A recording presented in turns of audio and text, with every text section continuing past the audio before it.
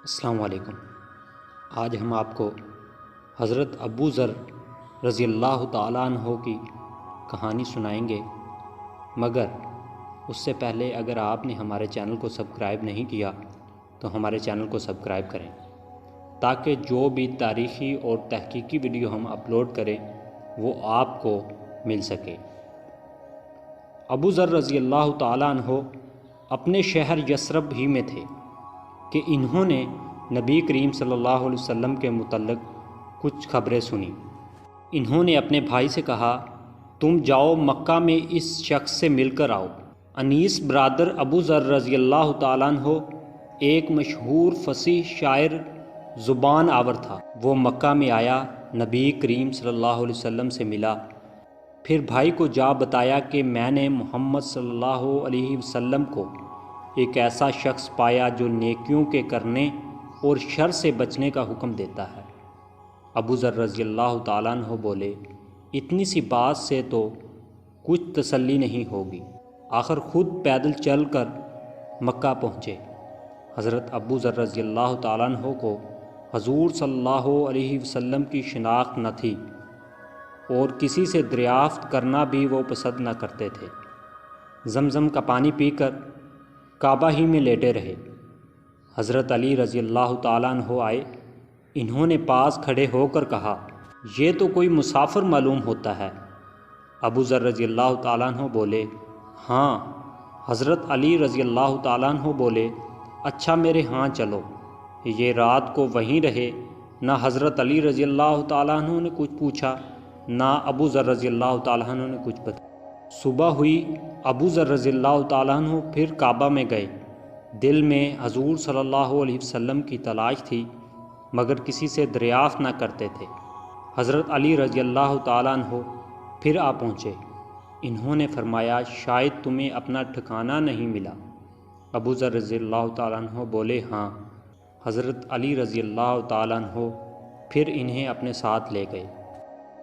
اب انہوں نے پوچھا، تم کون ہو اور کیوں آئے ہو؟ ابو ذر رضی اللہ تعالیٰ عنہ نے کہا، راز رکھو تو میں بتا دیتا ہوں۔ حضرت علی رضی اللہ تعالیٰ عنہ نے وعدہ کیا۔ ابو ذر رضی اللہ تعالیٰ عنہ نے کہا، میں نے سنا ہے کہ اس شہر میں ایک شخص ہے جو اپنے آپ کو نبی بتاتا ہے۔ میں نے اپنے بھائی کو بھیجا تھا، وہ یہاں سے کچھ تسلی بخش بات لے کر نہ گیا، اس لیے خود آ گیا ہوں۔ حضرت علی رضی اللہ تعالیٰ عنہ نے کہا کہ تم خوب آئے اور خوب ہوا کہ مجھ سے ملے۔ دیکھو میں انہی کی خدمت میں جا رہا ہوں، میں پہلے اندر جا کر دیکھوں گا، اگر اس وقت ملنا مناسب ہوگا تو دیوار کے ساتھ لگ کر کھڑا ہو جاؤں گا، گویا جوتا درست کر رہا ہوں۔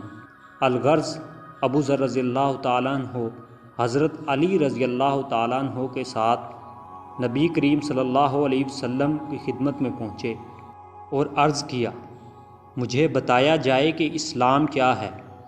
حضور صلی اللہ علیہ وسلم نے اسلام کی بابت بیان فرمایا اور ابو ذر رضی اللہ تعالیٰ عنہ اسی وقت مسلمان ہو گئے۔ نبی کریم صلی اللہ علیہ وسلم نے فرمایا، ابو ذر تم ابھی اس بات کو چھپائے رکھو اور اپنے وطن میں چلے جاؤ، جب تمہیں ہمارے ظہور کی خبر مل جائے تب آنا۔ حضرت ابو ذر رضی اللہ تعالیٰ عنہ بولے، باخدا میں تو ان دشمنوں میں اعلان کر کے جاؤں گا۔ اب ابو ذر رضی اللہ تعالیٰ عنہ کعبہ کی طرف آئے۔ قریش جمع تھے۔ انہوں نے سب کو بآواز بلند کلمہ شہادت پڑھ کر سنایا۔ قریش نے کہا کہ اس بے دین کو مارو۔ لوگوں نے انہیں مارنا شروع کر دیا۔ اتنے میں حضرت عباس رضی اللہ تعالیٰ عنہ آ گئے۔ انہوں نے جب انہیں جھک کر دیکھا تو کہا، کم بختو، یہ قبیلہ غفار کا آدمی ہے، جہاں تم تجارت کو جاتے ہو اور کھجوریں لاتے ہو۔ لوگ ہٹ گئے۔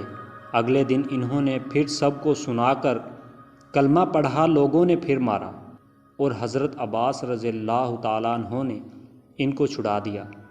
کچھ دن مکہ میں قیام کے بعد حضور صلی اللہ علیہ وسلم نے ان کو ان کے گھر واپس جانے کا حکم دیا اور فرمایا، ان قریب یثرب ہجرت کرنے والا ہوں۔ اس لیے بہتر یہ ہے کہ تم چلے جاؤ اور اپنی قوم کو جا کر اسلام کی تبلیغ کرو، شاید اللہ ان کو ہدایت دے اور اس کے صلہ میں تمہیں بھی اجر ملے۔ انہوں نے آپ صلی اللہ علیہ وسلم کا ارشاد پاتے ہی روانگی کی تیاری شروع کی اور وطن کا سفر شروع کرنے سے پہلے اپنے بھائی انیس سے ملے۔ انہوں نے پوچھا کیا کر کے آئے ہو؟ جواب دیا کہ میں دائرہ اسلام میں داخل ہو گیا ہوں۔ یہ سنتے ہی آپ رضی اللہ تعالیٰ عنہ کے بھائی نے بھی اسلام قبول کیا۔ یہاں سے دونوں بھائی تیسرے بھائی انس کے پاس پہنچے، وہ بھی ان کی دعوت اسلام دینے پر اسلام میں داخل ہو گیا۔ اس کے بعد تینوں وطن پہنچے اور دعوت حق میں اپنا وقت صرف کرنے لگے۔ اللہ تعالیٰ نے ان کو ہدایت دی اور سارا قبیلہ مسلمان ہو گیا۔